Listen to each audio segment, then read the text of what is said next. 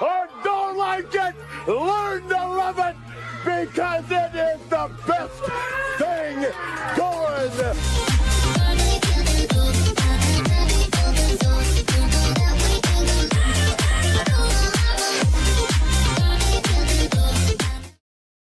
And welcome back to the Boundary Corner Podcast. Along with my partners, Brian Siegel, Jonathan Talley, and Shelton Moss, I am Curtis Wilson. And as always, we are brought to you by Moments on the Maury. Looking for a weekend getaway, but still want to make it to Blacksburg for the game? Then Moments on the Maury may be exactly what you are looking for. Owned by a proud Hokie who did attend the 1999 National Championship game. Let's put that out there. He was live in person for that game. Located outside of Lexington, Virginia, with a little over an hour drive from Blacksburg. It gives you fishing, kayaking, relaxing by or in the river with a cold beverage right out the back door. Check out the QR code in the upper left-hand corner or visit the Instagram Moments on the Maury. And tonight, y'all, this is Preview Panel 1, and we are joined by two of our great friends within the Hokie community. We got first up from 2 Deep, Pete B. What's up, Pete? What's up, guys? Thanks for having me. I appreciate it. Yep. Good to have you. And then, Dan, make sure you're off mute. I want you talking like 10 minutes. From Tales from the Terrordome, Dan. And I told him he to is come on on. mute. He's on mute. Told you. You're still on mute. There we go. Damn, man. Look, y'all trying to silence me and shit. Sabotage me out the gate. How we doing? What's up, Dan? Now that you're off mute, give us a little something. What you got? Hey, man, it's I will say that the feeling is already. I think we have to enjoy this feeling, this excitement, this unknown that we have going into this season, because eventually, if it goes right, we'll just have expectations, and expectations can sometimes be I'm not gonna say boring, but like it's like when you, Brian, are you a Colts fan? You're a Colts fan, right? I'm a Colts fan. When you had Peyton Manning, you just expected you're like, we're gonna win 10-13 and go to the playoffs every year, and I mean that's cool, but you don't really get excited until the playoffs start. Whereas now, you know, we got James Franklin, we haven't won in a long time, and now we're on the eve, I guess, the fall camp, headed into year one, and we have zero idea what this thing's going to look like right out of the gate, but we are excited, and I think we should bottle that feeling because it might not be that way eventually. Yeah, I mean we're going to learn some stuff about this team and what James Franklin era is going to be about. You know, this may not be like a microcosm of what to expect long term, but it's certainly going to be laying the groundwork for what that future is going to look like.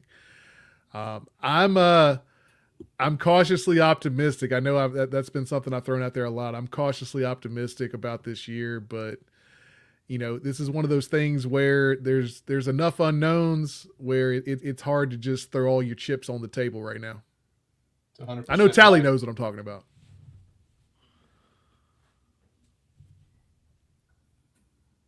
Uh-oh. Do we lose him? Tally? Yeah. Oh man, I was waiting. I was like, pregnant pause. What we got? What's he got? What's going to bring to him? He was going with the. You got nothing, Tally? The Tyson Flowers pregnant pause. At least he looks pretty. I think I'm back now. Okay, you're back. Hey, You were moving and everything. I think I'm back now. Is it? Am I good? it's in and out. It's in and out. Can kind of hear you. Hey, I don't know. I don't know what's going on. Just Brett talk. Price trying to sabotage me. He's mad at me. financial advisor, baby. PB's financial advisor. You changed it from Brett Pye's drinking buddy, and he is sabotaging us now. Well, I like Tally's hat. We were talking about it before. There was that tweet from Bud Foster today about Stick It In coming back. Yeah. And it's like everyone is still so excited about that. Anytime we post anything, Stick It In, it gets like the most retweets, the most likes, and that tweet went viral today.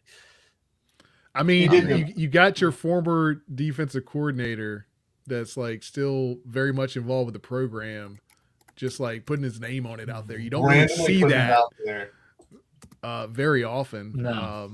So like, bring it back, man. You got to. At this point, you got to.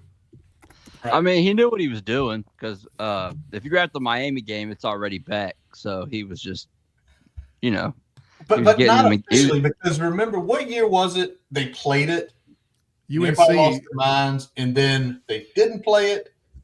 They've been sporadically playing it every year. It was the 2019 UNC game. They played it once. They brought it back, but I think that was the only game they brought it back for. I don't think they've done it. They've thrown a couple teasers, like they throw like 2 or 3 notes in there, and then they move on to something else a few times, just a little bit of teaser here and there. You feel like if Franklin were to come out and they do some media shot with it, like the first time we break the 20, and then for me, well, I got to get it right. Tally's first game was after they killed it. For me, Pete, and Dan, Shelton, you were young. I'm not sure how often. It was a staple when we were in school and stuff. Yeah. It was like, you broke the 20-yard line, that drama.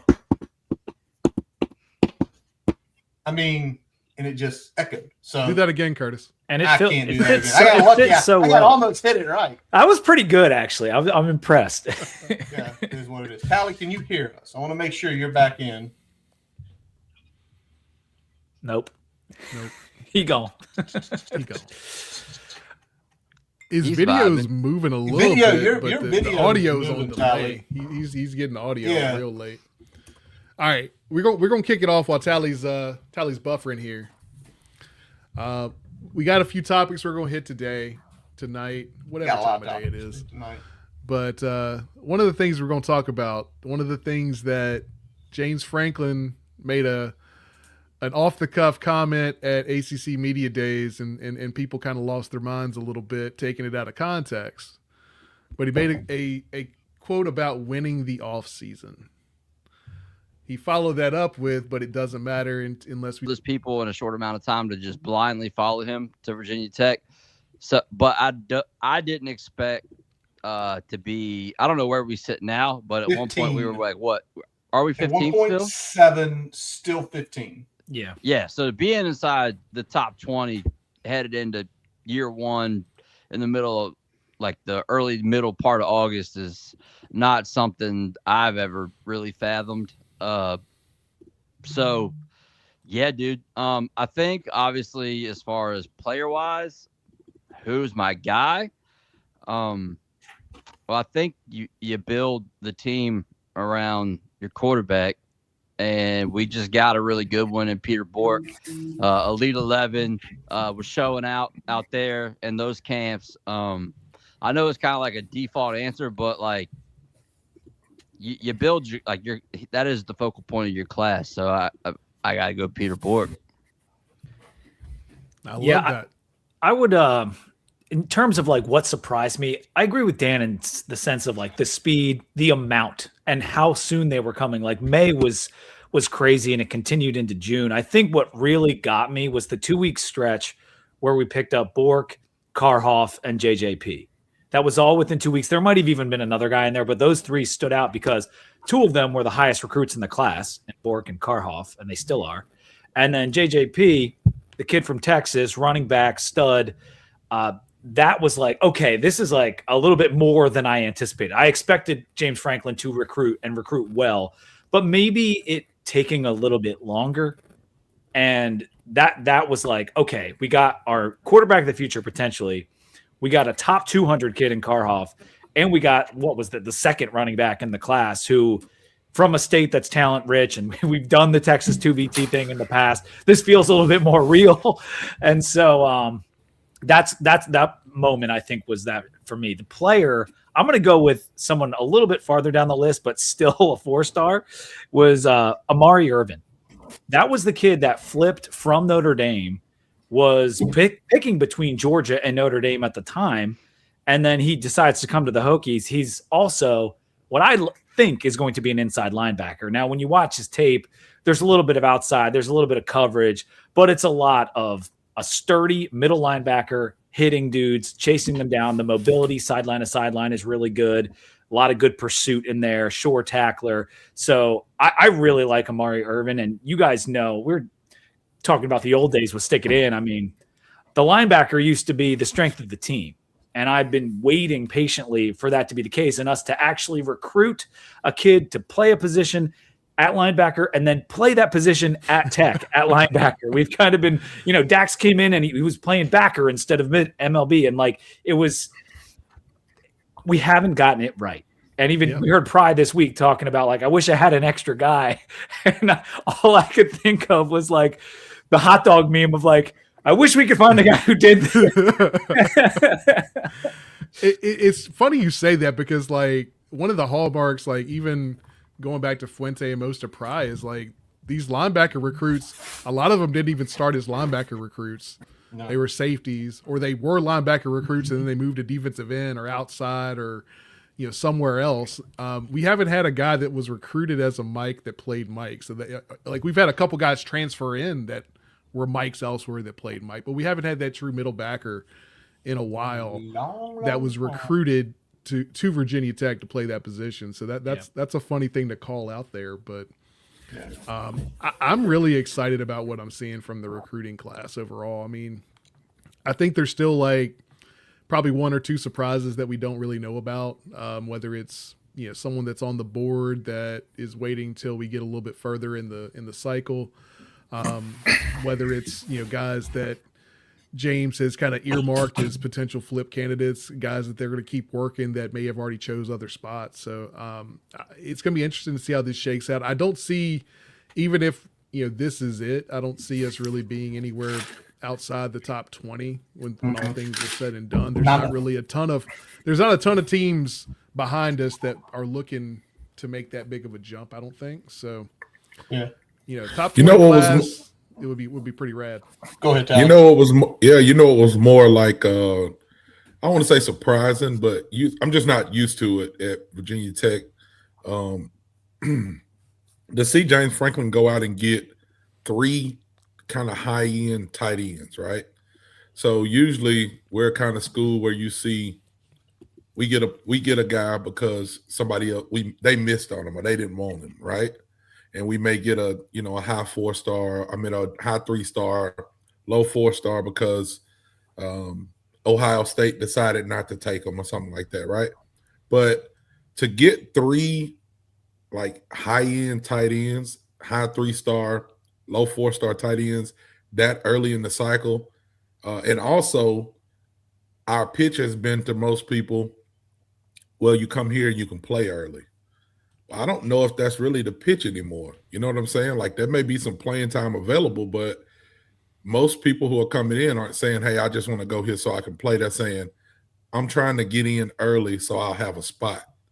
So when I seen them go get 3 tight ends that can really come in and play after already really having a pretty, deep tight end room and then bringing in, some high-level tight ends this year, I was like, okay, we might be, the recruiting's just on a different level, something that I'm not used to. So when I seen that, it was kind of surprising, but surprising in a good way because that James Franklin and the staff can recruit, but to see it play out like that, it's okay, that's not just recruiting, that's pretty pimping. You know what I'm saying? Well, that's similar to what I think with the JJP thing because it's this kid's jumping in. He's a 4-star running back. And he's already joined in the class where we got a couple 4-star running backs on the roster. There's one in the class already, and he still wants to be here. That is the cool thing of it's not just, I'm not going to get a chance there. It's no, I want to play with the other talent. I don't care if there's another guy there. There is a totally different feeling to that. And that wasn't happening before. It's a vibe. Right. It's a mindset. Yeah. It's a mindset, right? And it's truly a pretty great vibe to have to know you don't have to wait anymore. As crazy as it sounds, it's if we want a top, top what? What is Dylan Littell? A top 8 offensive tackle? Just go get it. Yeah. He is 20 at his position, 9 in the state. But the big thing, when I'm looking at it, it's not even one position. When's the last time we've had 3 composite 4-star offensive linemen in a class? Right. Yeah, right. I was gonna say Yeah, Matt for Moore real. was able to show off a little bit with some money in the pocket now.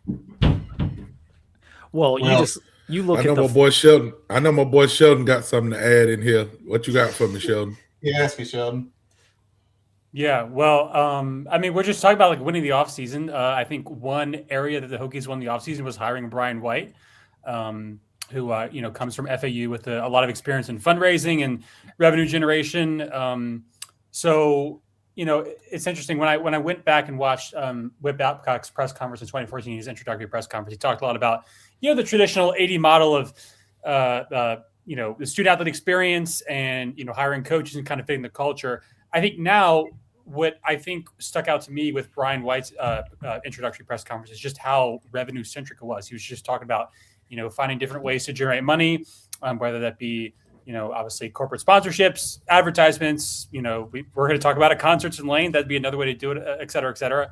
But it seems to me like there's a big influx of donations. You've got Hokie Ventures coming up, a lot more financial growth within the university as well.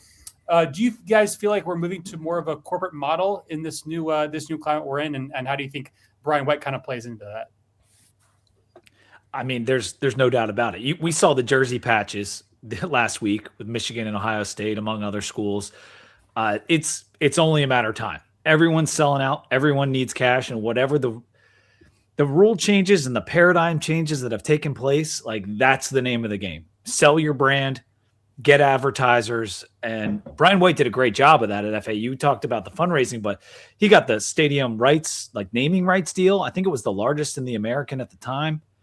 And he just seems so like laser focused. You hear him talk and it's revenue generation. Like that's the choice of words every time he's on a mic behind a podcast. And I love it because we need cash if we're going to compete. And he also said the thing about like, someone asked him about being at a place that might be more resource strapped. And he was like, well, I don't want to have us be that for long. I'm paraphrasing, but it was like, well, let's make us not that. Let's make money instead. And so, I think I don't know how you guys feel about the stadium naming rights deal. And I'd be interesting to hear what Dan has to say on this, but like, if the amount of dollars is right, put a name in front of Lane. Like that's just what it is, man. Yep. Yeah, man. Smithfield Stadium is gonna hit so hard, dude. Bacon for everybody, baby. Yeah, Benny Marzano's field at Smithfield Stadium is gonna be amazing. Yeah, I honestly can't wait. No, I think Brian White is he's an influx of he's an injection of freshness.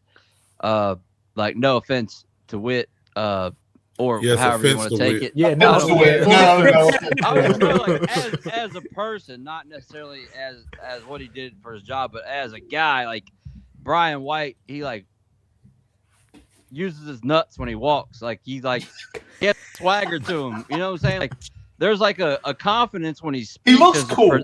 There's a projection. There's a confidence. Yeah. There's a here. We're gonna do some shit. Now there wasn't like a hesitancy or like a lack of confidence, like transference in him at all. Well, the difference between him behind a microphone and Whit behind a microphone alone, just if you're trying to sell people on things, if you're trying to like get across a point, make someone believe in your vision alone, Brian White has him beat by 1,000 miles. Like, yeah, I am so ecstatic about the hire, and I'm ecstatic about it for basketball. I know that's not what we're in to tonight, but his family and their connections within the basketball sport, like that's really nice. By the way, I'm going to make a real quick point back to recruiting.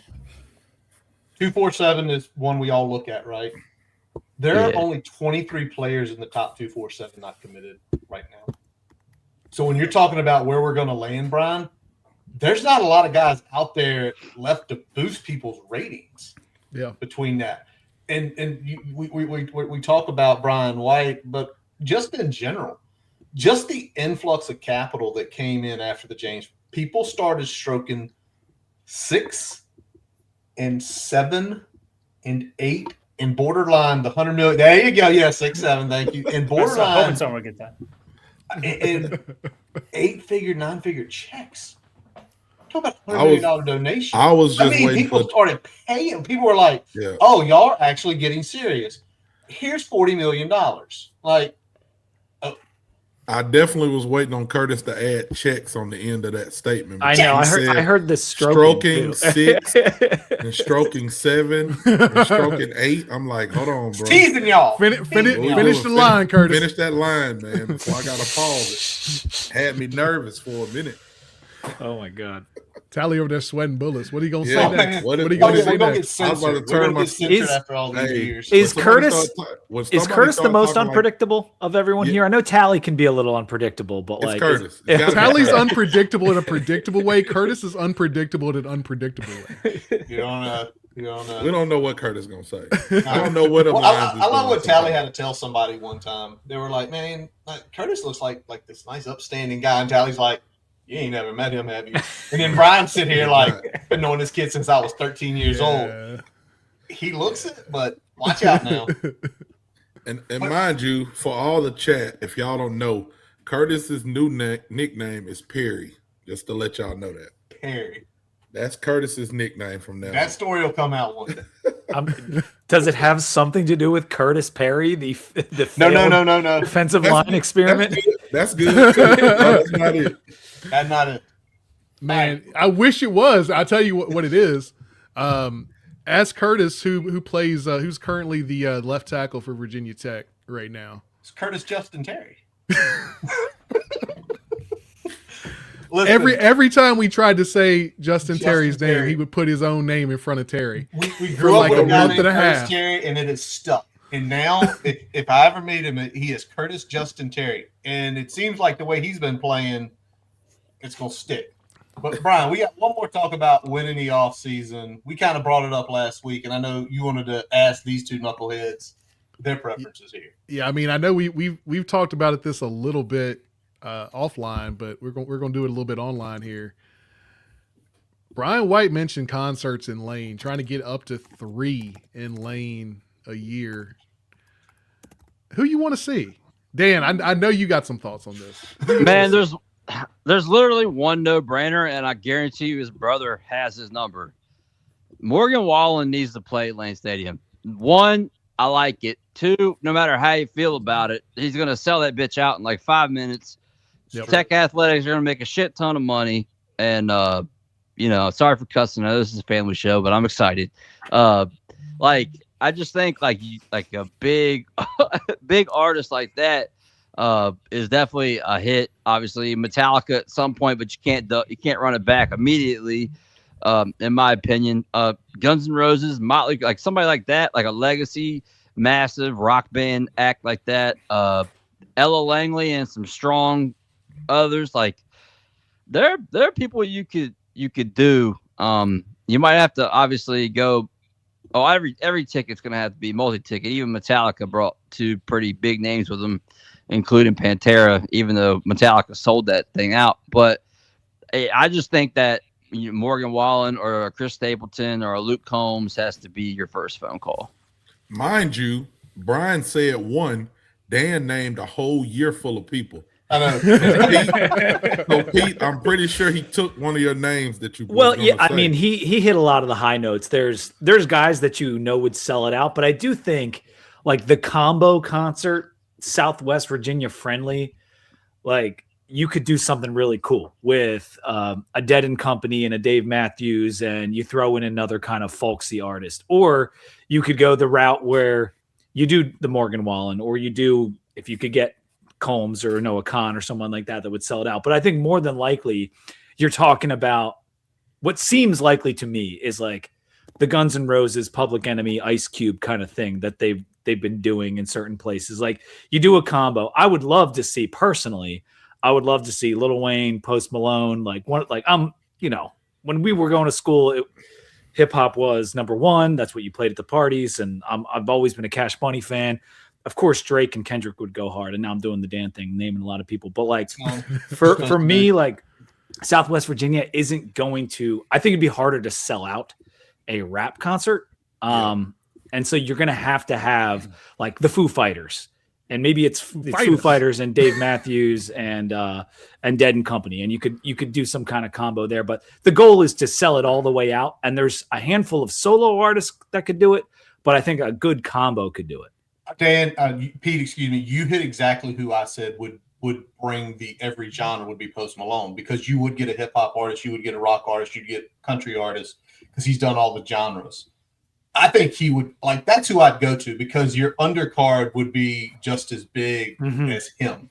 And it would bring, you know what? It would look like a game day. It would be every shade from all over the world in that stadium for like a Post Malone concert. So yeah, I mean, the one I brought up, I was like, you could do, so like anybody that knows about Something in the Water down in Virginia Beach, it got canceled one year, and then Pharrell did a Pharrell and Friends featuring a bunch of big acts. Like doing that for like a whole afternoon would be really, really cool. And then having like maybe Clips headline that thing at the end of the night. That would be a pretty awesome afternoon and evening in Lane Stadium, because you get the Virginia flavor in Lane. I think that would be that would do enough numbers where, you know, you don't necessarily get the minus on that with the Southwest Virginia piece. And hold on for a minute, Curtis, because the chat is saying they can't hear. Hey, somebody give us a thumbs up or let us know if you can hear or can't hear. If you can't hear, if you just see me moving my mouth, tell us you can't hear. But Ken is saying he can't hear, so I'm wondering if it's one person or every person. Can y'all hear out there? all righty. I hear you guys great. Well, I hear you too. Give me a second here. I'm finally working pretty good, so I'm just trying to stay in the same spot, like try not to move. There we go. We got one. That seems like a one-person problem. Okay. You might want to reset, man. All right. So Skill issue? the off season is one. Let's get to football right now, and we're gonna start on the defensive line, Pete and Dan, and obviously it's led by Coach Chaos. I did some research this week. That man, just the defensive line, not the entire team, over his entire career, which spans roughly 15 years in college, his defensive lines average over 20 sacks per game. I did even further research. When he was at Penn State, partnered along with Tally's good drinking buddy, Brent Pry, 25 and a half sacks per year just from the defensive line. 2019, when they were 11-2, the entire defense had 45 and a half sacks.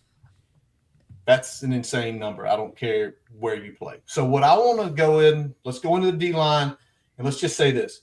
Kamari Copeland, Elijah Fall, absolute lock starters. They played great last year. They bulked up, both over 300 pounds, both huge guys. We know right now Emmett Laws is out. That stinks. The story's great. He looked like he was going to be that next star on the inside. So depth's a little shaky. So I want to know one guy. I'm going to start with Pete. Give me one guy who's going to grab one spot in the 2 deep. Of course, I start with you as being. Yeah, I appreciate it. You can see the sign right behind me. I'm going to go with Mensa. We wanted him out of high school. Didn't work out. Goes to Ohio State. Makes his way back to Virginia. Huge pickup for us, especially in light of the Laws news now. And that spring game and the commentary afterwards is that Mensa took a step in the spring. And now Pry's saying he's lighter. He's playing with better technique. I like him to be number 3. And in fact, I am not so sure about Fall being completely locked into 1. I know that's kind of the way we've been presented it as fans, but what did Fall really do outside of slapping that dude in the South Carolina game?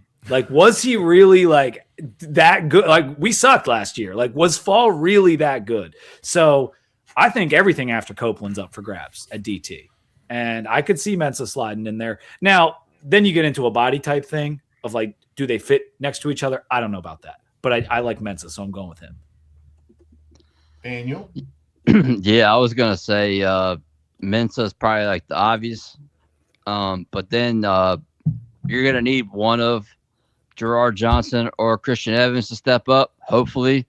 They've been there a year already. Gerard's been there. Has he been there 2 years? I don't know. I just know he's big as hell. This is his third season. This is his third year, yeah. Yeah, so it's time. If he's not going to contribute, he's probably going to be out the door. That seems to be the way things are going these days. He's officially over 3 bills now, too. Yeah, if you can't play for me, you got to hit the road because we need people that are going to be able to play for me. It seems to be the message, which I'm fine with. But yeah, don't really know. I guess what you got, Andrika and a couple other true freshmen like T-Ron. Don't know what that's going to look like, who's going to play. It's the 5-year rule now regardless, so redshirting is really not a thing anymore. So I feel like if you could contribute, you're getting on the field. But since Pete said Mensa, I'm going to go Gerard Johnson or Christian Evans by default on the other side. So you don't have the faith in Adarica? Yeah, sure. I mean, there's only like one guy they're pushing down our throat that I don't have faith in, but we're going to get to him, and then I'll talk about it. But yeah. All right.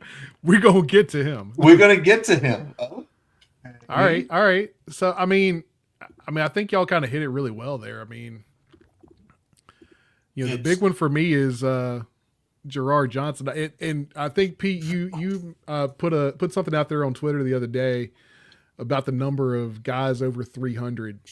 Oh, we have size on the roster. And like just looking at D line, I've never seen this many D linemen over 300 on a roster. Never. Not in Charlie Wiles D line. No, definitely not. Definitely not. I think we got like 4 or 5 over 300 on the defensive line alone. I think it might. Yeah, it's at least that many. Yeah. Yeah. Hold on. Everybody pull up the roster. All right, we got Copeland. Yeah. Gerard Johnson. Laws is just over it. We got Falls over it. Adarica, Mensa. T-Ron is over it. Dude, T-Ron could do something. T-Ron could get into the 2 deep. I really like his film is pretty nice. Like I don't know if you guys have dove deep on that, man. But he's big and he could be good. Now, just to go off of what Pete said earlier, because I'm a big Fall guy. Like I like Falls. Just looking at what he did last year, because again, we weren't very good. So anybody who somewhat did something that's back, I'm like, okay, that at least helped. Kamari Copeland had 48 tackles. The next D lineman was Heisman, or D tackle. Yeah, he was Heisman. He's gone. And then it was Gilliam. So it was 39, then 34. Then Fall was 4th with 25. So he had 25 tackles, 2.5 sacks last year. Kamari Copeland had 4.5 sacks. So out of the defensive line, he was second on the team in sacks because you had Ben Bell that had 2.5, Fall had 2.5, Gilliam had 2. So again, not an all ACC type of year or player. And I'm not saying somebody couldn't step up and take that spot, but just looking at the production that he had on a very bad defense. Like those sack numbers were atrocious, man. Yeah, that was bad. As you're reading them out, I'm like, oh my god. You have to keep in mind, like 3 of Kamari's came in the Cal game. I mean, like it was rough. And I also, to Fall's credit and Kamari's credit, is that Ben Bell was a disappointment. The other dude, man, left after like one game. Jonkum.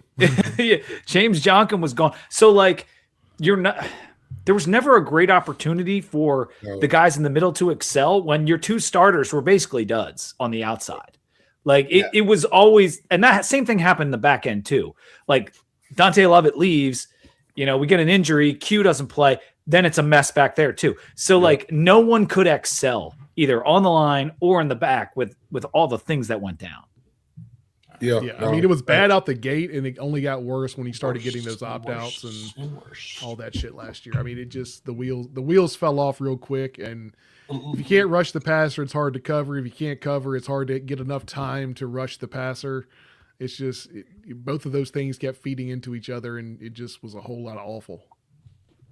Yeah, I don't know if we're going to talk about it later on. I ain't really looked at it that deep, but just hearing the word cover, and I'm looking at stuff from last year, and I seen Tyson Flowers' name. He better get it together. I'm going to tell you right now. Well, I don't know if y'all been watching any film or anything or these practice clips. They don't look good. Can't wait to talk about it. He is getting cooked. That's all I'm saying. Yeah, I'd like to see another body or 2 step up because I'd much rather see somebody that isn't just a leader, because I feel like he brings leadership. I think they've talked about that ad nauseum at this point, but just because he's a leader doesn't mean he needs to be the first guy on the field. There you go. Jesus That's Christ. the way to say it. Yeah. Well, Special teams. Tally, you got one more for us here. We got one on one more.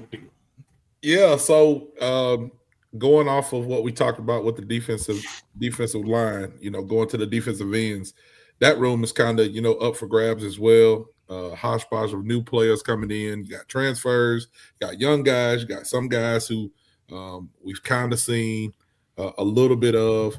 But the question is, do you guys have, kind of going off of what we did with the defensive tackles, do you guys have a one starter that you'll think may be an end, and then one guy that you may think will be in the, as Pete's name states, too deep? We'll go with Pete again. I don't see. I got to go first with Mental last time. Let Dan do this. We got to let Dan go first. He's diverting to his buddy. Dan's on the clock. I mean, by default, really. And speaking of linebacker recruits that don't play linebacker, Asen Stevens, prize first linebacker recruit, is looking to be a stud there on the outside. He showed up last year in flashes. Looking forward to seeing what he does in this scheme with Coach Chaos. And as far as the other side goes, I'm not really sure. I think everybody thought it was going to be Hilson, but then you hear like maybe he's a little further back than you thought he would be. So I think the other side might be kind of wide open. I'm not really sure who the other one it should be, but I do feel like Asen Stevens has firmly locked himself into at least starting the game against VMI. All right. Yeah, I mean, Asen Stevens seems locked and loaded into one of the spots, obviously, on the outside. I mean, the way they talked about him at ACC kickoff, even after the spring, and it was a shame, again, like we didn't get to see Stewie in the spring game. We didn't get to see Stevens in the spring game. Two of the guys that got talked the most about in spring practice, but he's carrying the lunch pail. That's one guy. But this position, defensive end in general, is, I think, the position I'm concerned the most about. And I know most people probably say it's the offensive line, but offensive line brought everybody back but Remack. So at least you have Matt Moore back, you've got all the bodies back, and you expect improvement. At defensive end, like I just talked about the ones last year who, were disappointing. We get Coach Chaos in there, so you're expecting production. I think Malachi Williams is the guy I would bank on to start. Okay. But like I'm putting down like a nickel on that bet because it could easily be Hilson. It could be one of the other Penn State transfers. But Malachi Sachs. Yeah. What about O? What about Sam O? I mean, he's been hurt though, right? Yeah. You've also got Jason Abbey who's back too, right? Oh yeah. Yeah. Derek Dandy. I mean, there's some guys. There's plenty of names. But I think Malachi, Brett Clatterbaugh is in there too. Brett Clatterbaugh, another linebacker. Doesn't play linebacker. But I think Malachi, if you saw, like, you want to talk about clips, you see some clips of Malachi Williams, and it's like, okay, this is like a little APR like there's a little bit more twitch there. So I'm going with him. Of course, Hilson brings the 4-star status, and he was a very high recruit, a high 4-star. So hopefully he turns out to be something we can use a lot this year too. And Asen, you might end up with a situation with Asen Stevens, and I'm just not so sure about him yet because we haven't seen a ton of him, but he has flashed in the past. Like, could he be the leader that plays less than Hilson and Malachi? Like, I could see that too. Yeah. Yeah. Certain downs, like what I keep hearing from Franklin about Steven is the bull rush. And go back, remember Kenna Canham? Everybody remember Kenna Canham? How good he was. Never Bronco, great off the edge. But what was he? He knew how to bull rush. He knew how to set an edge like a son of a bitch. And he got 9.5 sacks out of that. Yeah. So is that the type of player that potentially Stevens is? He's not going to bend the edge, but he's going to bull someone, and he's going to set the edge every time we're like, okay, we're going to struggle to run to that side because he's going to set the edge tremendously. I mean, I feel like Abby could be a little bit of that. Like, I don't think he's going to, like, wow you, but I think he's not – I don't think Abby's going to be as good as Kenna Canham. but I think he is a decent run defender and could help us set the edge. First few games are going to tell a lot on that. Sheldon, did you have anything else on fall from last year? Or I mean, honestly, not a ton to really kind of gloat about. Like his base stats weren't great. Pass rushing productivity not great. So I mean, he can certainly improve too. I would say just what you guys were talking about, like the pass rush productivity as a whole was really, really bad last year. And that's obviously confirmed in the basic stats and the analytics as well. We just did not have any individual standouts. Obviously, outside Copeland, but certainly for the defensive ends, it was not good. So obviously, there's a site, the 2deep.com that does very advanced level depth charts for every college football team. Two different people texted me that link this week because of the name. Yeah, it's awesome. And also shout out to the 2D VT podcast, of course, unrelated, but it's an awesome site. They've got Hilson and Stevens 1 and 2 in the starting role at the end, and then Malachi Williams and Jason Abbey 3 and 4. So we'll see how that plays out. But certainly we're going to need some more production there. So I can kind of transition to the.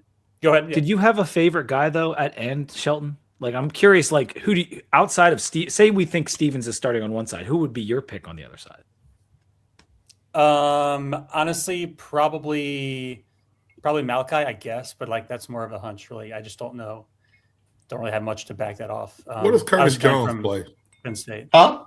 What does Curtis Jones play? Is his name Curtis Jones? Is he a linebacker? Yeah, linebacker. Yeah, he's listed as linebacker. Okay. Yeah. He's going to be like an outside guy. Yeah. Right. He's going to be like an outside guy. Although he was a running back for a couple games for a while. That dude's a football player.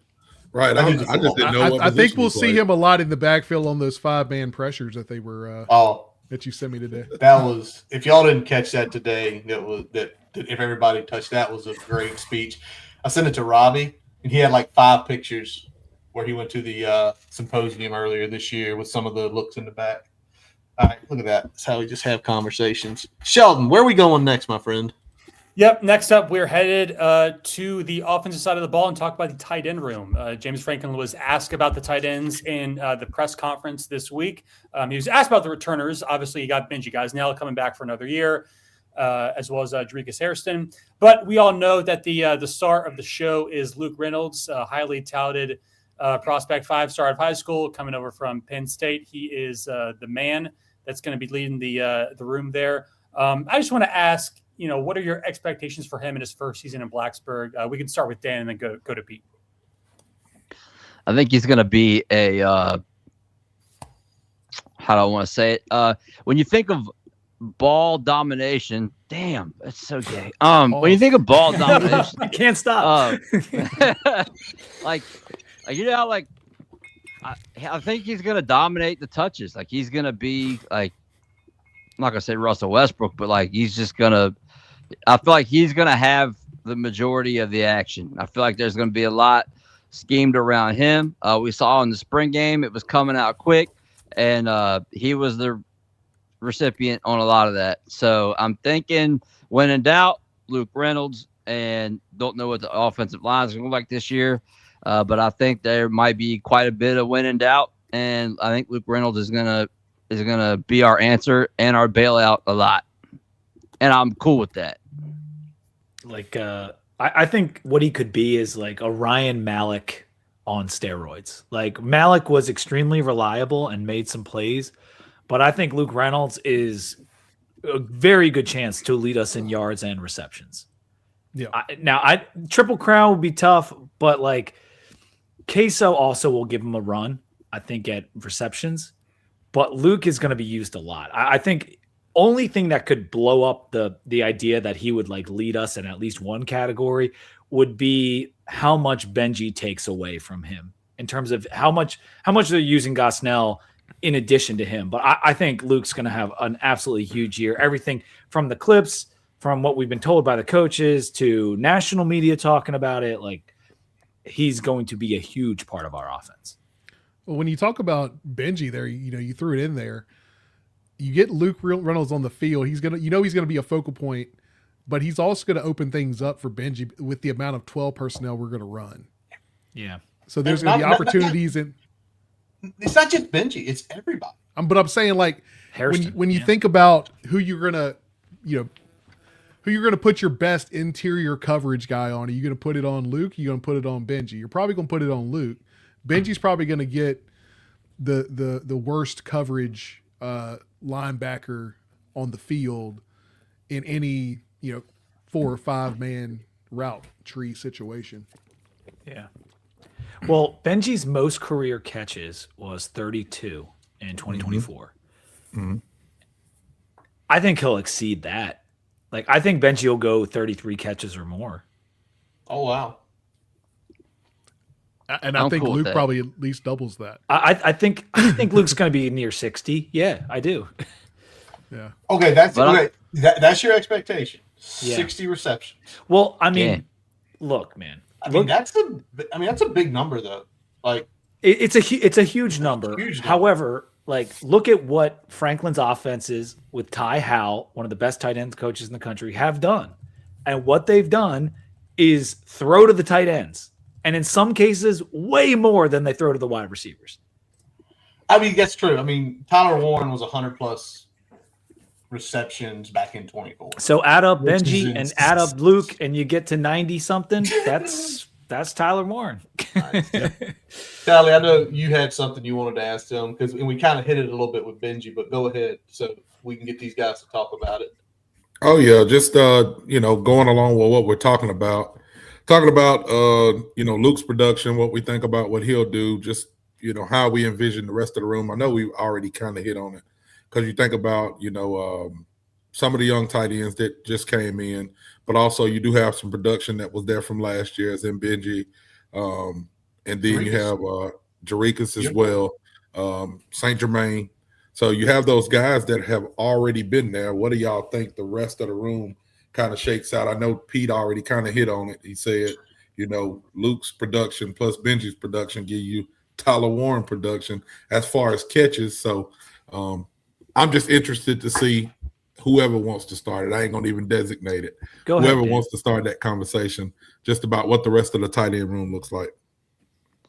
I think last year,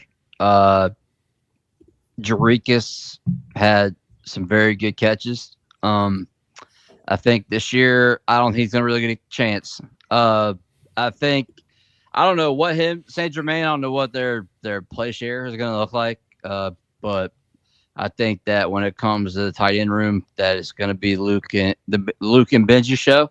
Plus, obviously, you got to factor in how much we're going to run the ball, and then the receivers are going to want their touches too. AG has endured a lot. He came back. We'll get to the receiver room, but I feel like basically Luke and Benji are really going to dominate our tight end conversations on our podcast this year, and I think they're going to dominate the amount of snaps. All right, so Dan, your point is, besides those two guys, Harrison, nothing. The kid from Powhatan, nothing. They'll get a little bit. Jermaine, nothing. But I mean, but in perspective, it's going to be them, and then everybody else is an afterthought. Yeah, absolutely. I absolutely feel that way. That's fine. No disrespect on that. I mean, Hairston, he was good last year. He really was like one of the few pleasant surprises on the team.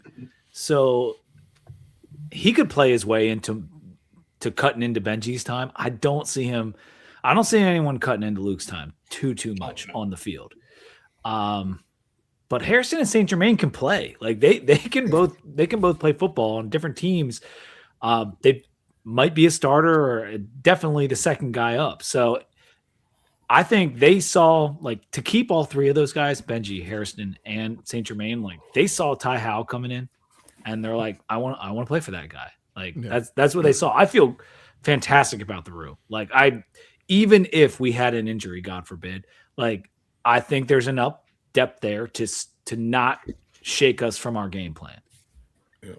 I'll say this. I'll throw this in because tight end is my thing. I kind of like the tight end rooms, right? But when you look at tight ends, it comes around to having some different guys that can do different things. I mean, you got to have somebody who can catch, of course. I know everybody wants to talk about a tight end that can catch, but you got to have some tight ends that can block too. You got to have a tight end that's going to be able to get out and block, because we go back to whenever it was the last bowl game we played in. if Benji gets to the second level, he did get to the second level, but if he gets to this one block, then Brody Adams goes in, walks in for a touchdown. Yep. Not saying Benji can't do that now. That was 2 years ago, but I'm just saying you have to have people who can fill those roles. So, you may have a, Harrison in there who can do that, or you may have a St. Germain that you put in there where your job is to get to the safety. And blocking a safety is much different than blocking a defensive end. You got to be a little bit more agile because they're going to try to get around you more than go through you. So I do like that they do have some diversity in the tight end room, that they can plug some different people in. I do agree with you guys as far as the snaps go, or the catches go. I don't want to say snaps, the catches. I'll say with the catches, it's probably going to be mainly Benji and Luke. But if you look at Harrison last year, he had 12 catches, and Benji had 12 catches. They had the same amount of catches. Just 3 of Harrison's was touchdowns. So it looked like he had a much more productive year than Benji did, but they caught the same amount of passes, which we was horrible last year. Just using it for comparison to what we'll look at this year. I mean, Dan, are you concerned about the blocking? But Benji, I mean, yeah, I was gonna say that, but like, how often are we talking? We're not. I mean, if you're doing your job blocking, like if Harrison St. Germain is getting in his play share, like his time on the field is blocking, and he's doing a great job. We're not really going to be talking about him because you only talk about people that block badly when it comes to blocking. You know what I'm saying? Like, I mean, no disrespect to Marcus Davis, but there was a whole YouTube compilation of him does not block. Like, that's been, it's like it was like, it's just like that's the only time people that are supposed to block, like their main job is to block. You talked about is when they're not doing it, and that's why the offensive line has been the ire of Virginia Tech content creation for the last 5-6 years, however long. No. But Pete, when did you start? 2010? No, not quite that long ago, but 2015 was our first year. That's when it started, right there. Yeah. Shelton, Shelton, you were waving. Did you have something? Yeah, I closed the tab, but I was looking at PFF, and I believe that our 3 tight ends last year were all in like the bottom 5 of blocking in the ACC. You know what quells that fear slightly for me is, one, you've got literally a great position coach, probably the best position coach on the team, coaches the tight ends. 2, Matt Moore, who is in meetings with the tight ends with blocking regularly, is back for year 2. That combination, like, that is what's making me like, I'm not as, because we're gonna ask these guys to catch, but we are absolutely going to be a running team who needs them to block as well. But I am not as afraid because of the 2 things I just said. Yeah, if you're running a lot of 12 personnel, you're not sending both of those guys out on every snap. You're going to have a bunch of running. Like, these guys are going to have to be at least sufficient blockers, right, for us to have success on the offense. So, I mean, whether that's Luke Reynolds jumping in and be showing what he can do, whether it's Benji taking a step, whether it's Harrison getting some more snaps so he can show what he can do. I think we know, like, Harrison St. Germain is probably the most consistent overall blocker that we have, but he's not going to see the field a whole lot with kind of the rest of what we've got going on in this room. He's going to see the field when we run that, the split T in the backfield. He'll see the field then. I mean, Benji is the one that's going to have to block the most. Like, that's really what it's going to come down to. And I will say he's a super senior. So one final caveat to what I was saying earlier, and it's not an excuse because it should never be an excuse. I guess like maybe it's more of a guess on my part, is that when you take Benji from 2024 or whatever, like, this dude was like a focal part, like he was a big part of what we did. And then this past year with Monty's offense and then the shit show that everything became, he was pretty much completely taken out of the game plan. So I'm wondering if the result of how bad his blocking was was a little bit of disengagement on the whole thing, because he was kind of like, well, what the hell am I even out here for? He was blocking bad in 24 too. No, was it that bad though? It's been bad. It wasn't good, but it wasn't. I mean, I think we hit new depths last year, and I don't know if that's just apathy with the way the offense was going all together. It's hard to take anything from last year, right? I mean, it's really hard to know. Like, the spirit of the team was so down that it's tough. Yeah. All right, I know we kind of hit on it a little bit, but I mean, let's talk about it. You know, we talked about how much 12 personnel we're going to run. What's the actual percentage we're going to put on that? Like, how often do you think you're going to see 12 personnel in this offense that Ty Howell's putting together for Virginia Tech? Pete, I mean, I think it's going to be 50 plus. I mean, is that crazy to say it's like 60, 65? Like, I feel like, but when I'm looking at them, like you could technically have 12 personnel, but it's basically a de facto 11. Right. You can split Luke out, and he's basically another slot guy. Like there's, I'll say 55 just to be a little conservative, but like it could be more. Dan. Yeah, I mean, you saw Franklin like getting his coaching bag when the media dude asked him that question. And he started talking about the advantages of running 12 or whatever and transitioning into whatever and the mismatches when you force them when they're in nickel and you force them into something like, you know, like I think I don't know. DCs hate 12 personnel. Yeah.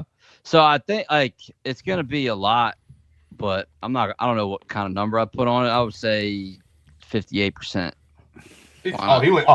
He doesn't know, but he is going strategically. Yeah, right. He did the Price is Right. Yeah, he did the Price is Right. It's gonna be this. Oh man, we got some good comments coming in here too. We got Chris Lester in the chat, and there were some other ones in here too. I'm just observing as Chris said 40. Is that 40%? Yeah. Yeah. All right. Well, you know, he's a wideout. Bias. He wants to see the tight ends off the field. He wants to see that extra wide out. Well, but the whole piece is going to be you have a room you can do it right. Yeah, like we just talked through those guys, and I know Shelton, you brought up not the best blocking, but they each have skill sets, right? They're not like completely just brand new. It's like they've all played significant snaps within college. The kid from Powhatan, and I'm sorry, his name is blank. Henderson. Matt Henderson. Henderson. There we go. Henderson from He was a Powhatan. 5-star. Highly rated guy coming out. Yeah. So it's like when you guys say 50 and 58, somewhere that high number, it's not unfathomable. It's not unfathomable enough to say that. To this makes sense, right? Yeah, it makes sense. I think 55 is a good number. Only, like I said, only because you've got some formation flexibility because you've got Luke Reynolds on the field. So you're not like locked into just standard 12 personnel formations. You can kind of mix and match that a little bit more than you could if you just had two traditionally inline tight ends on the field. Best 55 in Tech history. Ooh.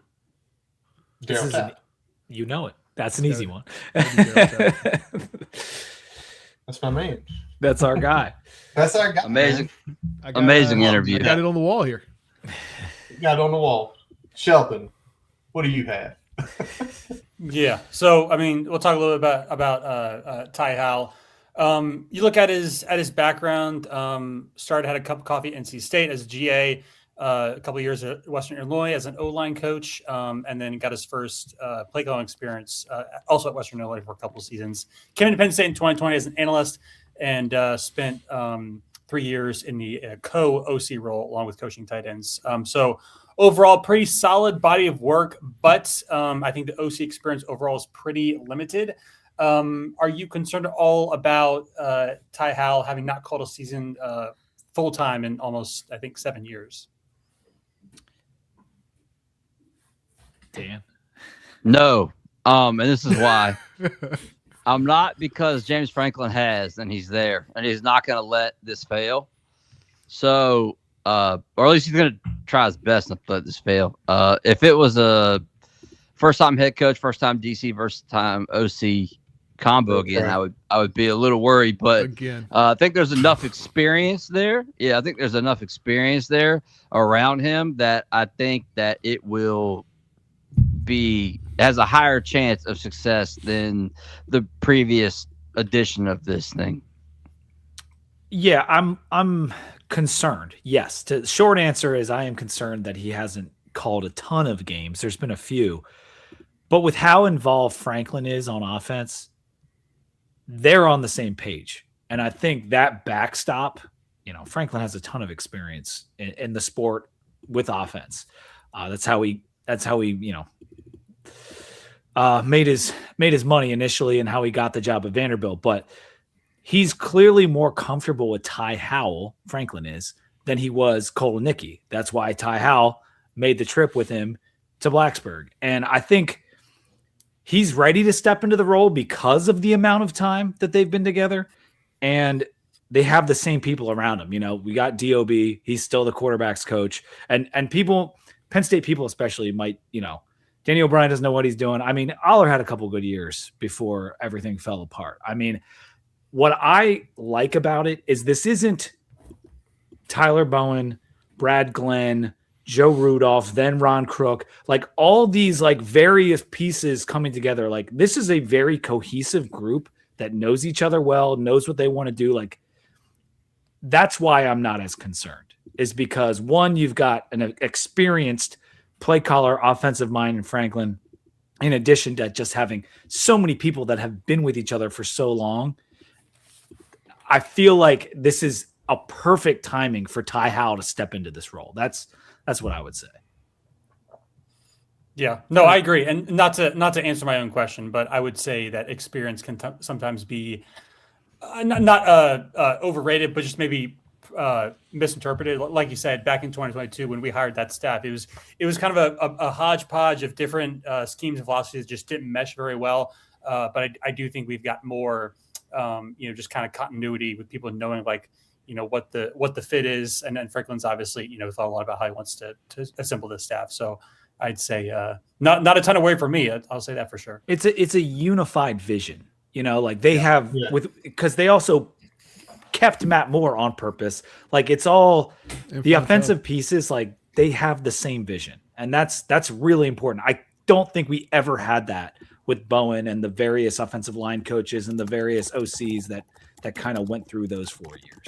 Yeah. And we can also like not undercut the fact that we've got a lot more analyst roles on this staff than we're used to that can offer some of that additional insight for a coordinator that may not have called as many games as, someone that's been doing it for, 1 or 2 decades at this point. Right. So, you add that with Franklin as the backstop. I think you've got a good combination for somebody that's, still a little green in terms of play calling, but has, done the OC role at this point for a few years as a co-OC, and obviously, one of the best position coaches, in the country potentially. Certainly at the tight end position. Well, definitely one of the best position coaches in the country, and the whole thing is like why we kind of ask this question is we know that as crazy as it sounds, we all watching a football, calling plays is a rhythm thing, and you see guys occasionally just get in it. As much as we crap on Tyler Bowen, when Tyler Bowen was rolling sevens, those certain games where when he was rolling sevens, remember those games that seemed like every play was decent, like every play was plus, score, plus. Like we know that doesn't happen all the time. And his problem was he couldn't fight his way out of a struggle. Well, no. When he started rolling snake eyes, he was going to roll snake eyes. If the script was not going the way he wanted to, he did not know how to adjust and get the mojo back. I don't. Yeah. Go ahead, Pete. I was just like Tyler Bowen never could properly assess the talent that he had and what kind of offense that would dictate. If you think about his first year, like, which I guess was Brad Glenn and him, we ran the wrong offense for 6 weeks, and they admitted that. Year 2, they did the same thing until we got to the Pitt game, and then he started rolling sevens, Curtis. And then in year 3, they tried to put a square peg in a round hole down in Vanderbilt, trying to make Kyron Drones throw the ball. And like every year, he could not properly assess the roster and the talent and what we should be doing. That was Tyler Bowen's downfall. And I feel like that will not happen with Ty Howell because there's a kind of a shared hive mind among the staff. Yeah. First of all, they know what their identity is, and they know what they're trying to accomplish. Pete just mentioned Nashville, and I was in literal hell. It was awful. How hot it was. It was awful. It was hot. We lost. I don't know why people keep trying to relive that time in my life. But Pete, please don't. I'm sorry, man. We had a good time the night before. We did have a good time the night before. We had a great. It was a great tailgate too. Awesome. Yeah, the tailgate was fun. Those 3 hours in that stadium were miserable. Kind of like the movie Sinners. I don't know if you ever seen the movie Sinners where the old man is talking and he says, "But before the sun went down, it was the best day of my life." Yeah, it's kind of how I felt about that game. It wasn't even that the sun went down, but before the game started, it was the best day of my life. As soon as we had to start walking in the stadium, it was already bad because of all the damn construction. Oh, dude, that was the worst stadium experience. Forget the loss. That was just an awful experience anyway. Yeah. But then you add in the loss and it got worse. I see Chris said lack of a QB coach, and that is a good point because we haven't. Like, they made Tyler Bowen the QB coach and the OC. And, like, he was never a quarterback.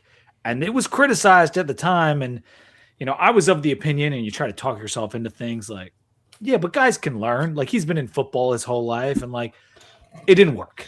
He recruited Kyron, so they gave him the nod to, like, go and try and coach him. And it didn't work. Can we say a funny thing? Because we were critical, but when we say this can work, it's his system. He knows exactly what he wants the quarterback to do.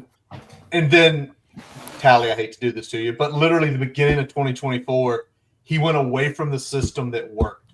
Mm-hmm.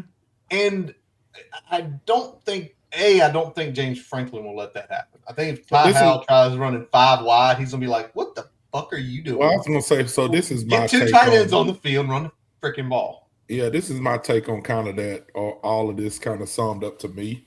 Because it has more to do with just the offensive coordinator or the defensive coordinator. Our problem was our coaching staff didn't have control. That was like when Brett Pry was there, he didn't have control. There was parents going in there. There was players going in there saying, if I don't get the ball this many times, I'm going to leave. I'm going to go and tell people how horrible it is here. You know, and Brett Price had an open door policy to say, okay, parents, you can just come in here whenever you want and we'll try to make this work.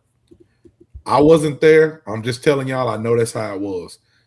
You don't have that option as a parent or as a player to get to James Franklin. You're not going to talk to him like that. And I don't mean talk to him as in a good or a bad way. I'm just saying, like, as a parent, you have people that you have to go through to get to this coaching staff. You know, they pay people for a parent to talk to more than just going directly to the coach's office.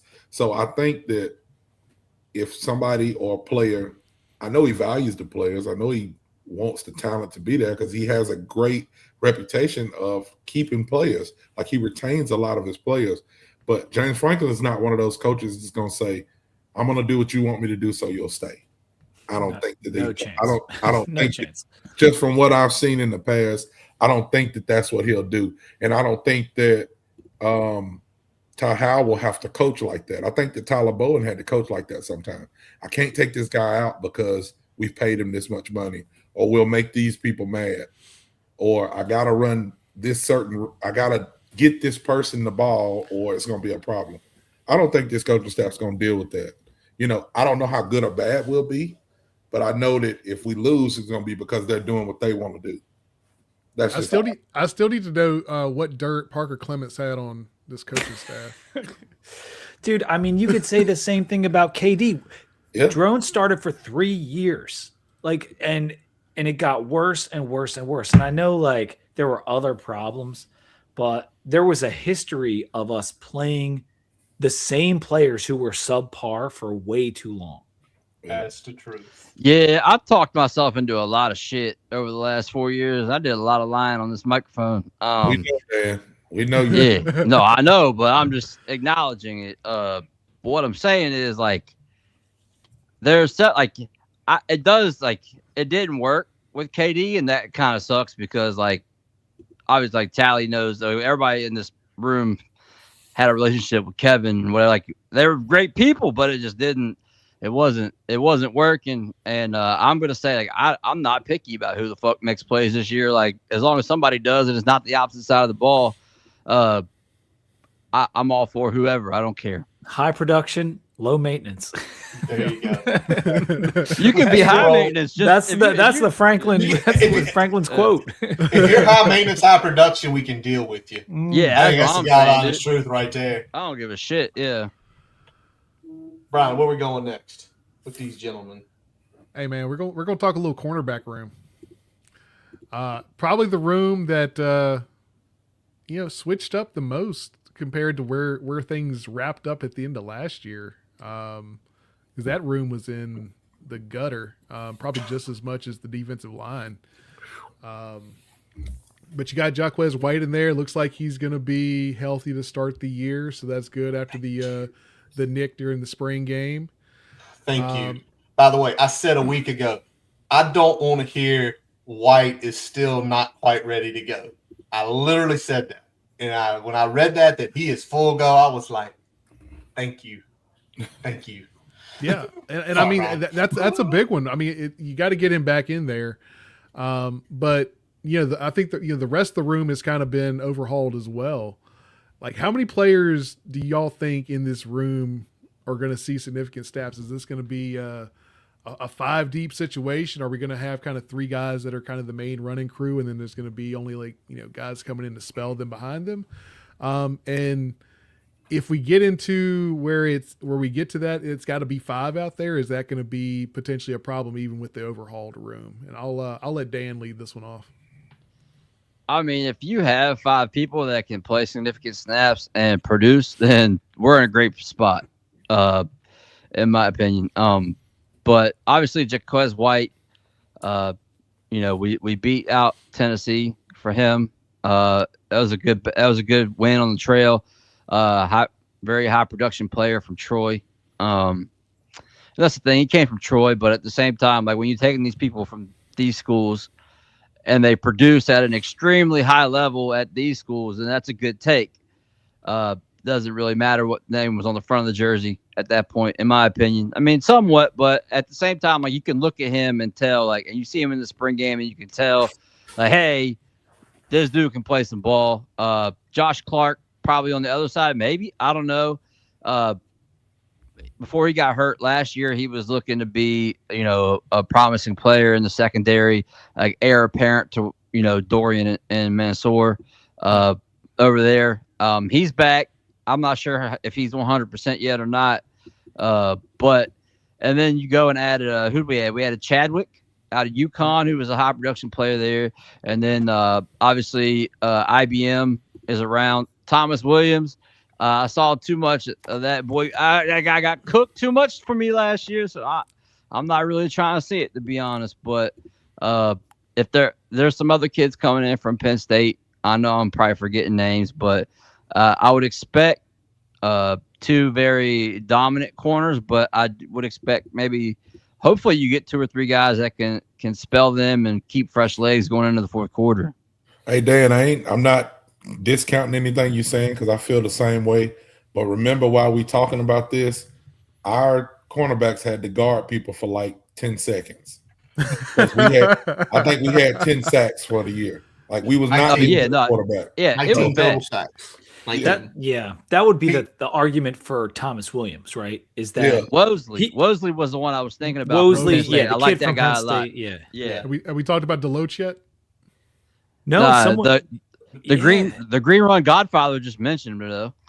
Yeah. And I'm wondering where Deloach is going to fit in, and that's the question about. I think 6 are going to play. Like I think I think the question was significant snaps. Yeah.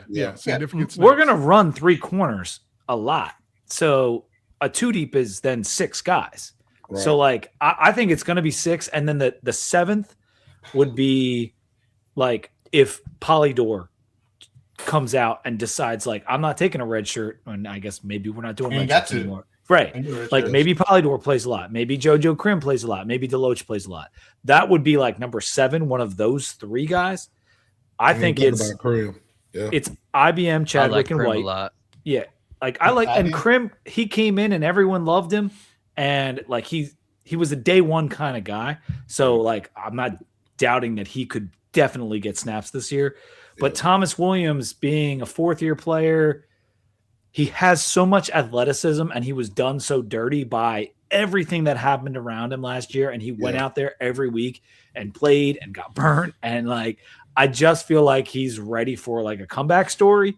So I like Thomas to be in there. Wosley, I think he's going to play. The way they talk about him, I think he's going to play. And then we love Josh Clark on this show, so we want to see Josh Clark out there.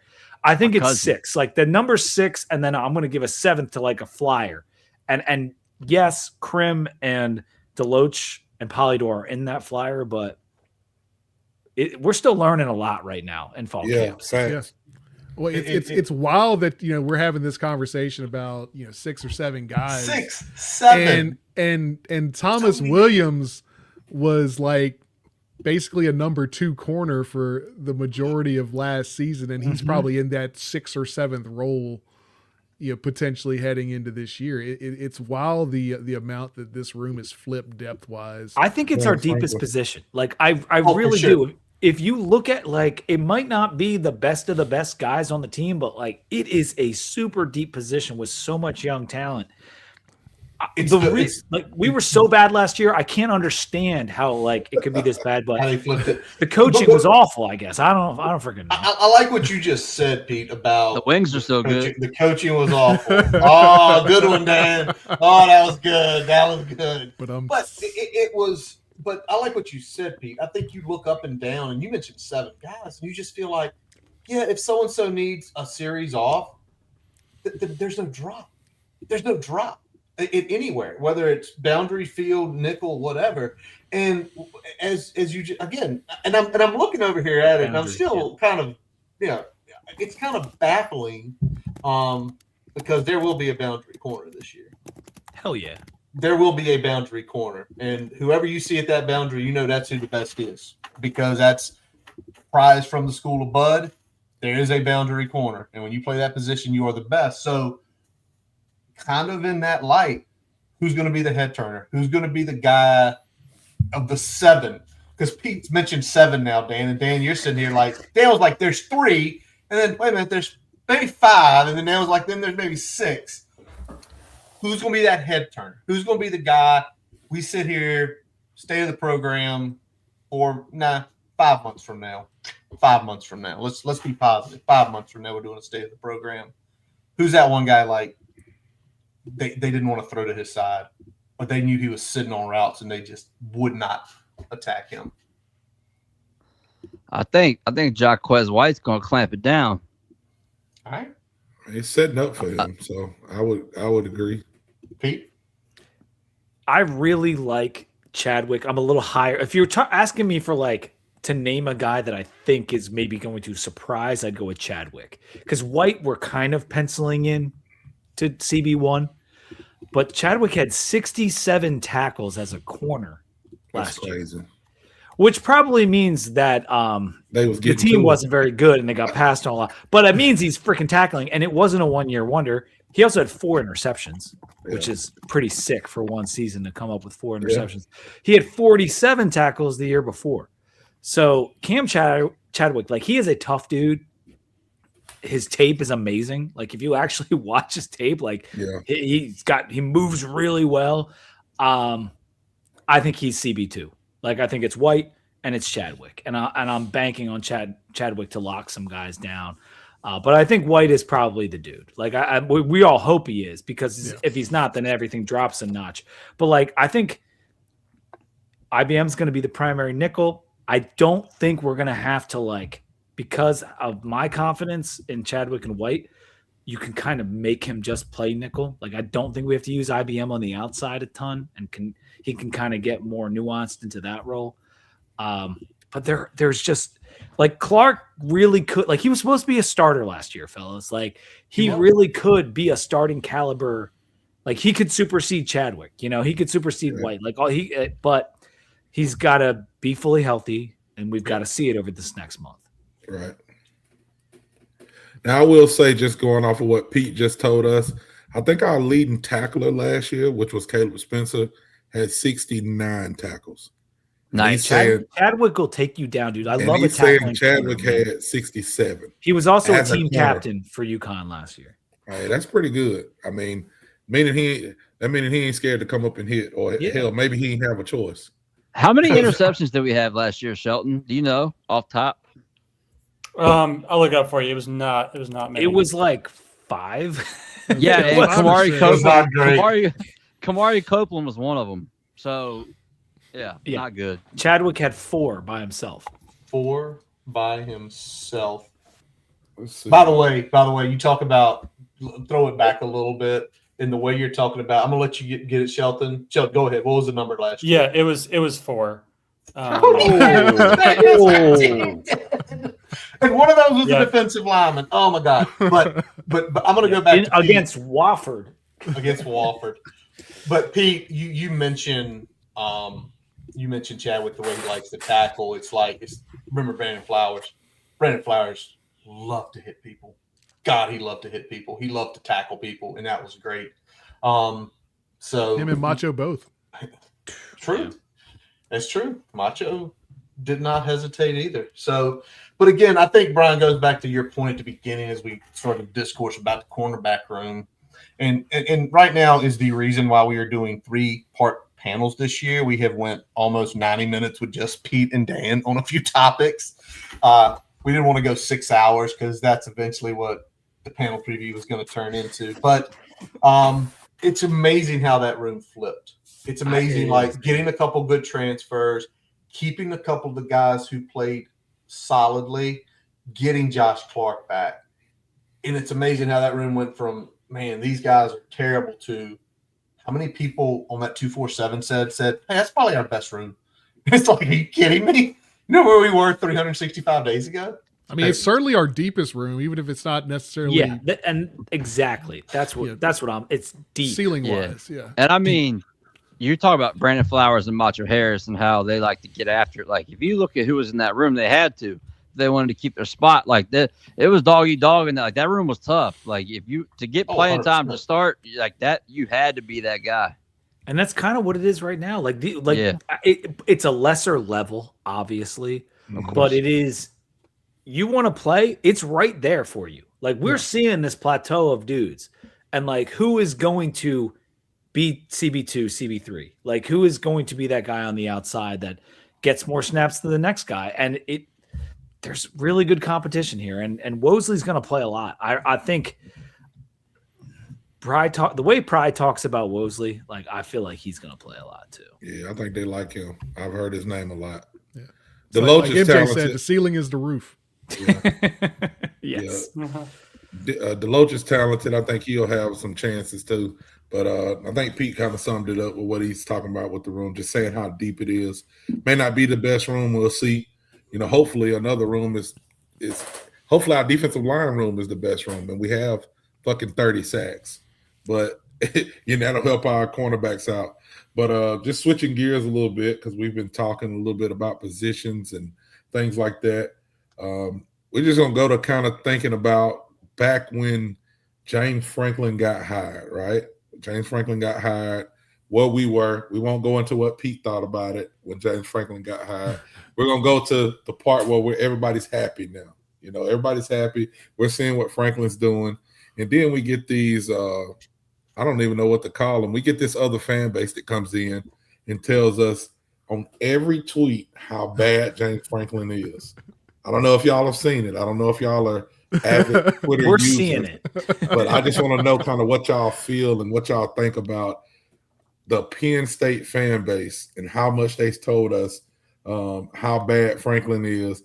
But also, like I said last time we had a show, how much it's changed since their recruiting has went down. Like, I've seen a drop-off on how bad they've been talking about Franklin and how great they thought their coach was when all these kids start going, oh, yeah, you know what? Never mind. I'm not coming there. I'm going to go to Georgia. I'm going to go here. So I want to let Dan go off on this, but I just want to say one thing first about my take on Franklin and everything, whatever. Let's go, Pete. Like it or don't like it, you need to learn to love it because it's the best thing going.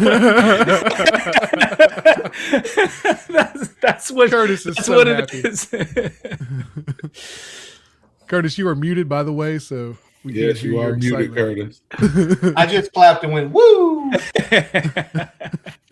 All right, Dan.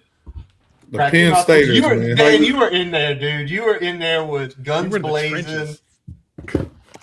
It just amazes me how a fan base gets so good at talking with dick in their mouth, dude. Like, Jesus Christ. Like, it was like I was just, it was ridiculous. Like, it was the most insufferable thing I've ever seen. Like, it was just, and then you saw it shift to now it's like you see those like Fuente level Texas 5-star or Virginia 5-star or is a Texas 3-star, whatever the fuck. Like, you're starting to see the levels of cope, and now all of a sudden, every time Virginia Tech gets a recruit or UVA even gets and takes one of the recruits, oh man, they spent $30 million on that kid. Like, if we're spending $30 million on every kid, we like Daddy Warbucks. Like, what we do? You know what I'm saying? Like, so yeah, it's definitely. I went from not really caring about that fan base, and I actually still don't, to like.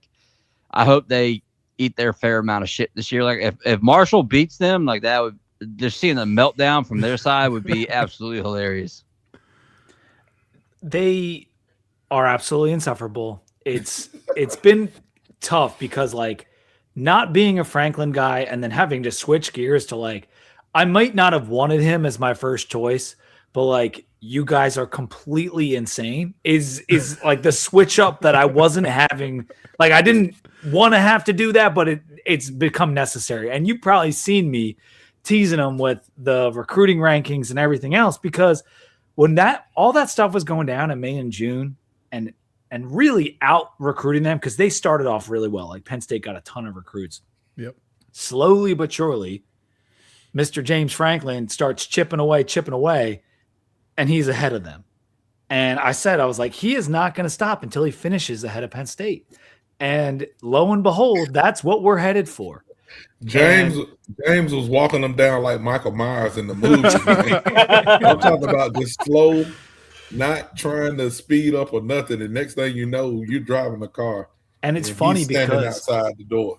It's so true, Tally. And a bunch of those recruits that committed early, we saw one decommit and go to UVA. We saw one decommit and go to West Virginia. We saw another one decommit and go, like, it just kept happening. And like, they're starting to realize that the demands and stuff that James Franklin makes on the program, once those are gone and you've got a Mr. Nice Guy in the role, and we've had Mr. Nice Guy in the head coach role, it doesn't work. Like, you need someone always pressing the administration saying we need to do more. And they're going to blame it right now on their stadium renovation and that bullshit. Oh, we don't have any money because we're renovating our stadium. Bullshit. You don't have James Franklin anymore. He was an ace recruiter. Matt Campbell has never been asked to do that. And I like Matt Campbell. If he had come to Virginia Tech, we would have all talked ourselves into that being a very good hire. I like the guy. Right. But it is not the James Franklin effect on the trail. And they are learning that big time right now. Yeah. One last thing I was going to say is that they went from James Franklin doesn't spend NIL money to we don't want anybody that's doesn't want to be a Penn State guy. Like it like the and it was like they were like we wouldn't even talk about Penn State. We would just be happy that we got Franklin, and they would just be in those comments. And now to watch them like figure it out, like, this might be a little rougher than we thought because he's not here anymore, has been glorious. Well, a lot of the commentary too has been, 10-2 is not the standard at Penn State. Someone put that on my Instagram like 2 days ago. 10-2 is not the standard. Yeah, it is. Last time I checked, Penn State has 2 consensus national championships, 82 and 86. 10-2 is pretty damn good and pretty close to an undefeated season. Like, what is the, if 10-2 is not the standard, like, your standard has only happened twice in history. So, like, that's the part where there's a disconnect. Like, what? Okay, so 11 is the standard. Okay, so you need to, like, basically have almost a perfect season every year to hit your standard, which you've only done twice 40 years ago. Got it. Okay, cool. Yeah. And he did that standard 6 times. Out of 12 years? Was it 12 years he was there? Yes. 12. Yes. He hit 10 wins 6 times. He hit 10 plus wins 6 times while he was there. 1 9-win season. 2016-11, 2017-11, 9 in 2018, 11 in 2019, 11 in 2022, 10 in 2023, 13 in 2024. They fucking dumb. Yeah, pretty much. And here's what's happened. They realize it. Why the discourse that had been going on has went like this is they're realizing it right now. They're realizing it. Matt Campbell, like if he wins 10 games a year there multiple times in a row, I will be very surprised. I like the guy, but I like Matt. That's what I said. I think Matt Campbell's a good coach. He is a good coach. Well, he's only won more than 8 games at Iowa State twice. And the resources and the recruiting and everything's way better, and we all realize that. Yeah, we know there's a discrepancy there, but he's still historically an 8 or 9 win coach in a good year. Even if you bump that up a little bit, I don't think they're going to consistently hit 10 wins because you're bumping all that up, but you're also the competition level is significantly higher. He's only won double very true. One time very in his whole true. career. And you also have to consider like every time we thought Iowa State was going to like have the year, they didn't have the year. They didn't. It happened over and over again. It was very NC State of them to like, oh, this is the year they're going to win 10 games. And then they win 7 or 8. Like he had a 3-win season a couple years ago. I mean, it's, you got to be careful what you wish for with this type of stuff, man. And I realized they were done with Franklin, and that's fine. One man's trash, another man's treasure. And I'm on board, fellas. I'm on board. I do feel like they're trying to oversell the Campbell hire to cope with the Franklin situation. Well, they are. I think if you separate the two, like Campbell is a decent hire for most programs, but if your goal is to win 10 plus games in the Big Ten, I don't know if Campbell is a good hire for any school, let alone Penn State. That's a good way to put it. Minnesota. They also act like we didn't see them miss on 10 coaches. But Minnesota, he's not going to win 10 games in Minnesota. No. Good point, Dan. Yeah, Dan made a good point right Great point. Say it, Dan, if the case people didn't catch it. Yeah, I was saying like they act like that we didn't see them miss on 10 coaches. Like they got everyone paid.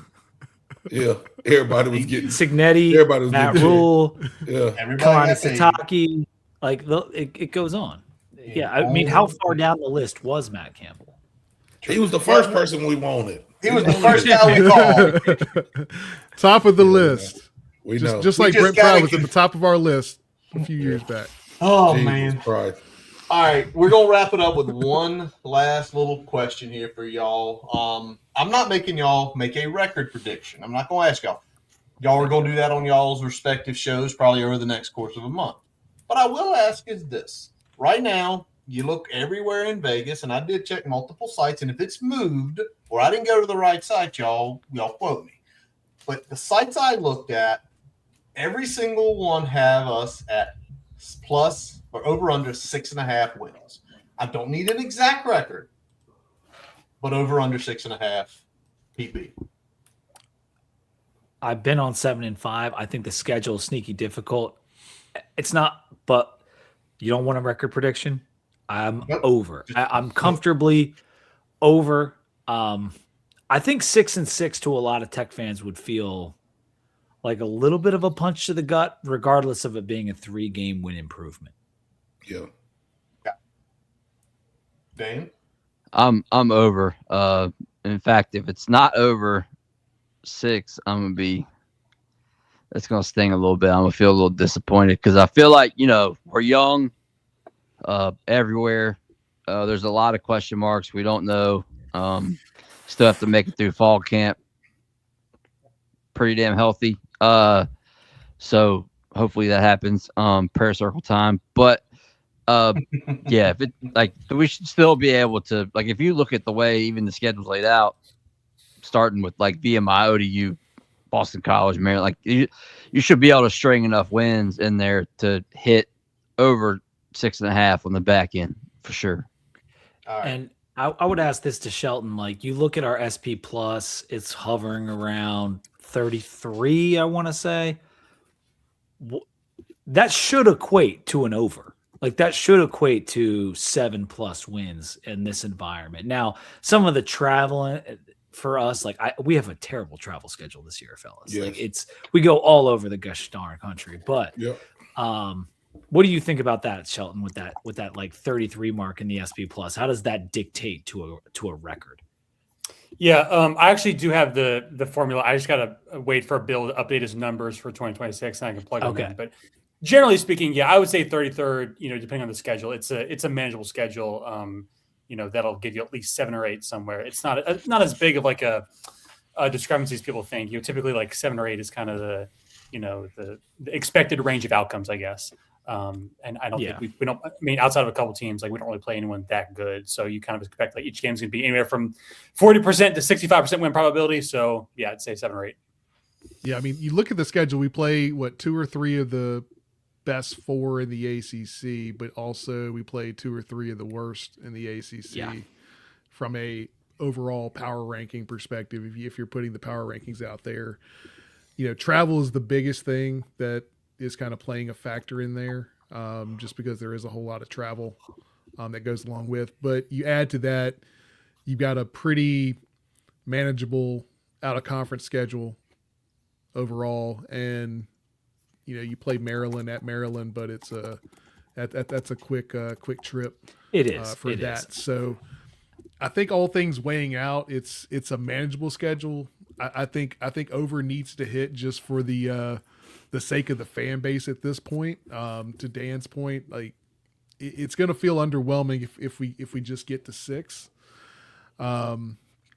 It would certainly feed the Penn State trolls that we were just been talking about. If you just throw out 6. Well, you can bet on, I think it's a +2.5 on Virginia Tech versus Penn State win total. Like I'm pretty sure FanDuel is offering that because there's interest in it. Yeah, I gotta get some bet then this year, man. I don't usually do Wait, hold on. Shelton's reported something. He does have the numbers. Yeah, so I plugged in the projection totals from the I think it was the mid offseason SP Plus rankings. Mm-hmm. So 7.3 was the projected win total, and right under 5 wins in the ACC. So 5-3 ACC record. Now that was based on a couple months ago. So Bill's going to update his numbers for August once he gets the full roster updates. But Miami, Clemson, SMU, those will be the big tough ones. Outside of that, we would be favored in every game. By a minimum of 60% favorites. Dude, that's kind of crazy. Yeah. That is favorite in 9 games. This is what I'll say. This is my hope for the year. I'm going to the Georgia Tech game. That's the 7th game of the year. If I can walk into the Georgia Tech game and we are bowl eligible or we are fighting for bowl eligibility in that game, so that means we got to be either 6-0 or we got to be 5-1. Right. Going into that Georgia Tech game, I feel like I'm on top of the world. I mean, Tally, that would be either one. I feel like I'm ridiculous. I feel like I'm on top of the world. Now, I don't know how the back half of that schedule plays out. So that's why I said I'm not giving a prediction. But when I'm looking at the games and I was looking at some, which one I'm going to, I was like, okay, I got to get back to Blacksburg. I haven't been in a couple years.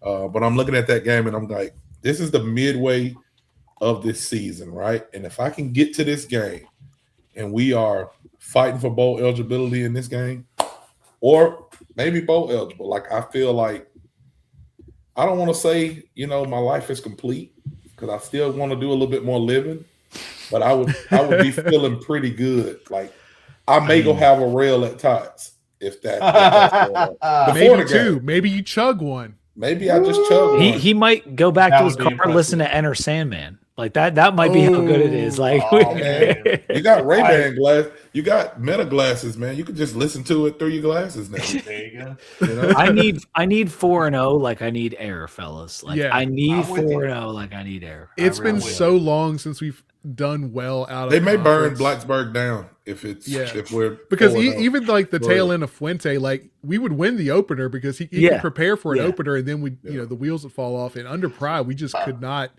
do anything out of conference to save our ass. Put yourself in a position where me and Dan and maybe Brian and the other fellas on here. I don't know how often you guys plan to get down there this year, but we're standing there in the parking lot, 4-0 Virginia Tech about to take on Pitt on a Friday night.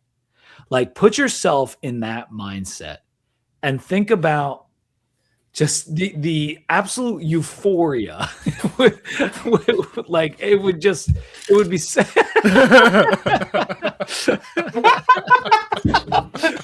All right. So I'm gonna pull this one back in. Lord have mercy. Let's hope. PB, what do y'all have coming up over at Too Deep in the next few weeks here? We tonight, Sam was recording a Friends from College episode, meaning it was a similar layout to what we got going on here. A bunch of people talking old times. He did that. Next on Sunday, we're doing the Dads of Sunday as opposed to the Sons of Saturday. All the dads in our crew, we're gonna have them on a show. They're gonna tell dad stories. You guys would be good at that. And then next week, I think we're going to do an offensive kind of preview with Coach Holmes, but we're still working on what's coming up next week. Cool. Dan, you got anything in the tank for the next month or so? It's about time to start talking about fall camp and all the happenings around it. I feel like they've been putting out enough content to be able to speak on some stuff. So, especially Fat Rat jumping like 96 inches vertical. That's the most impressive damn thing I've ever seen. Man, the way they kept AI and that thing to go further was hilarious. We got a receiver on our make team. it larger. Enhance. We got a receiver on our team that our head coach called Fat Rat. He called him Fat Rat. We got to be good, man. We got to be bad. Special times. Just like somebody calling a man macho. So we got to be bad. Pete, Dan, as always, we appreciate you guys joining us for this. It's always a fun time, and luckily y'all aren't waiting like in the green room for like 2 hours because that does happen, and that's why we adjusted the preview panel this year. So thank you guys so much for joining us tonight. I appreciate it. We have a hard time staying under 45 minutes. That don't happen. I did like you guys making Billy Ray wait till last in the preview panel in the past, like keeping him in there till 10 p.m. Like I did like that. Like, okay, 11. You're gonna go on at 10, Billy Ray. Like 11:15. We would have Bill and Dwight on, and that would be another 2 hours. I know. Right. Those guys like to talk, man. They're good at it too. All right. With that being said, with our special guest tonight, Pete B from 2 Deep.